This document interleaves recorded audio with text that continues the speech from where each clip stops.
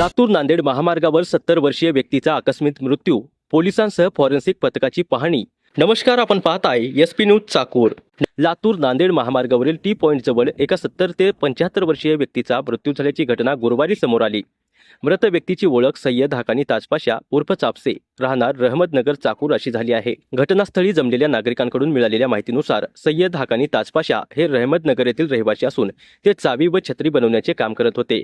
महामार्गावरील लातूर रोड येथील टी पॉइंटच्या बाजूला ते आढळून आल्यानंतर घटनेची माहिती पोलिसांना देण्यात आली।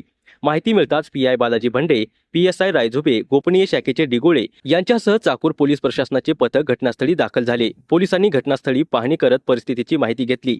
घटनेचे गांभीर्य लक्षात घेऊन फॉरेन्सिक पथकालाही घटनास्थळी पाचारण करण्यात आले।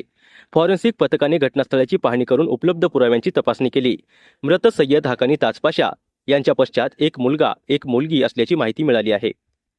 त्यांच्या मृत्यूने कुटुंबीय आणि परिसरात हळहळ व्यक्त होत आहे। दरम्यान मृत्यूचे नेमके कारण अद्याप स्पष्ट झालेले नाही।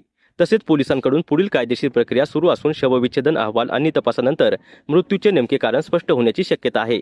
या घटनेचा पुढील तपास चाकूर पोलीस करीत आहेत। एसपी न्यूज चाकूरसाठी मुख्य संपादक सुनील शिंदे, उपसंपादक पवन हनुमंते।